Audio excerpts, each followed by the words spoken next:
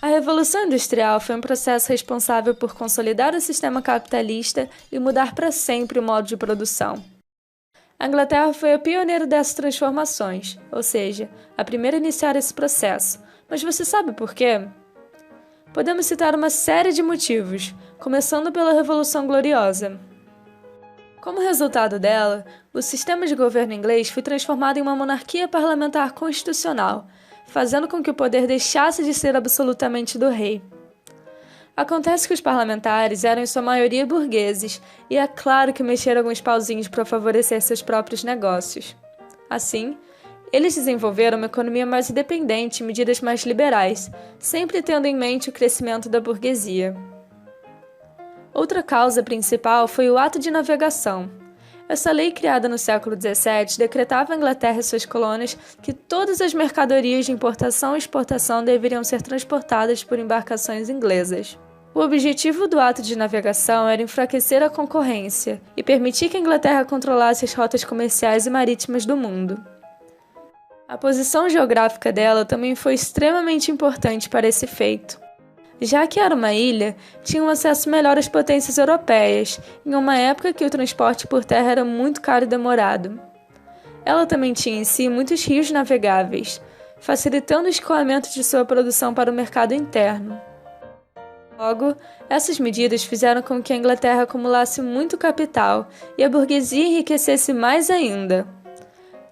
Todo esse capital acumulado foi muito importante, pois a partir dele que a burguesia pôde investir em pesquisas para desenvolver a criação das máquinas, e assim aperfeiçoar o processo de produção e financiar a construção das indústrias têxteis.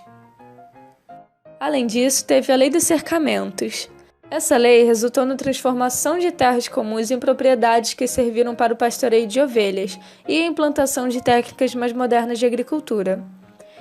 A partir dessas melhorias, eles aumentaram a produção e assim houve um crescimento populacional gigantesco.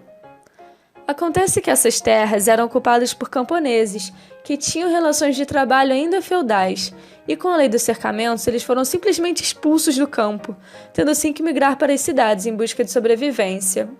Com essa migração em massa dos camponeses para a cidade, o que é chamado de êxodo rural, havia mão de obra abundante e barata para as indústrias. Já que todo mundo estava desesperado por um emprego, acabavam se submetendo a péssimas condições de trabalho, com cargas horárias de até 16 horas, incluindo explorações a crianças e mulheres.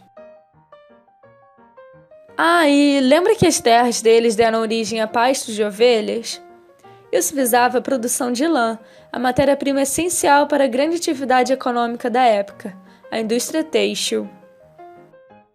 A enorme quantidade de reservas de carvão e ferro na Inglaterra também foram fundamentais, porque serviram de base para a indústria do período, ainda posteriormente sendo utilizada nas locomotivas. Agora que você já entendeu os principais motivos da Inglaterra ser pioneira, vamos voltar lá para o começo do século XIV, onde ainda não existiam indústrias nem nada. Nessa época, a produção era artesanal e familiar, onde o indivíduo cuidava de todo o processo de produção.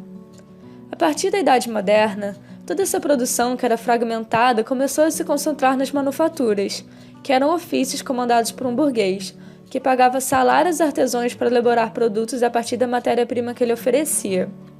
Tudo mudou com a criação do motor a vapor, que ao ser introduzido nesse processo deu origem à maquinofatura, assim marcando a Revolução Industrial. Com o uso dessa máquina, os vários trabalhadores especializados se tornaram inúteis, porque agora só uma pessoa sem instrução já conseguiria produzir em série em um tempo muito menor, só apertando um botão, uma engrenagem, o que aumentou o lucro dos burgueses e diminuiu o salário dos trabalhadores. Lembra que eu comentei que as condições de trabalho eram horríveis e perigosas? Não havia nenhum tipo de segurança nem direitos para os trabalhadores. Se você faltasse por problemas de saúde ou tivesse um dedo cortado fora, era logo demitido.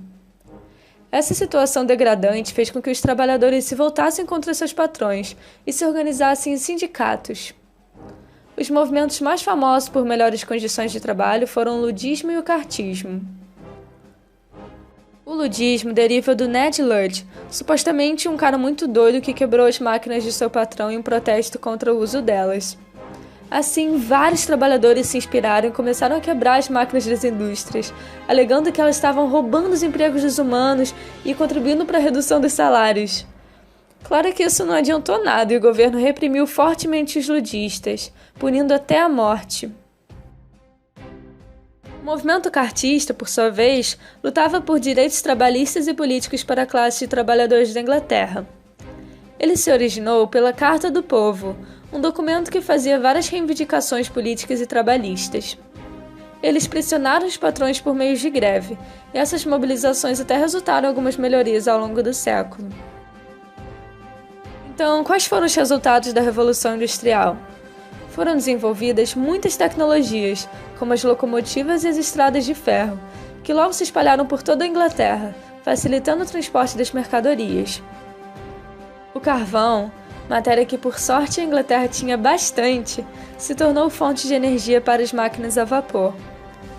Nessa fase também foi desenvolvido o telégrafo, um dos principais meios de comunicação quase instantânea. A Inglaterra se tornou o maior centro urbano e comercial do mundo, o que ameaçou o poder dos outros países europeus, que estavam com medo de se tornar independentes economicamente, e por isso iniciaram seus próprios processos de industrialização. Para fomentarem ainda mais essas atividades, precisavam de matéria-prima e de maior mercado consumidor, o que fez eles buscarem por colônias de exploração na África e na Ásia. Esse processo ficou conhecido como imperialismo e foi um dos principais motivos da Primeira Guerra Mundial. Outro resultado da Revolução Industrial foi o êxodo rural, devido ao cercamento dos campos, que resultou no crescimento da vida urbana. Além disso, teve aquilo que eu falei do desenvolvimento de tecnologias agrícolas, que permitiram um crescimento gigantesco da população mundial. A burguesia se fortaleceu e começou a ganhar cada vez mais destaque a classe operária. É isso, muito obrigado por ter assistido esse vídeo, eu espero que você tenha gostado. Compartilhe com seus amigos, manda lá no grupo da turma que tá todo mundo desesperado para a prova de amanhã. E deixa seu joinha, se inscreve, comenta o que você achou, que eu fico muito feliz em ler. Muito obrigada e até a próxima.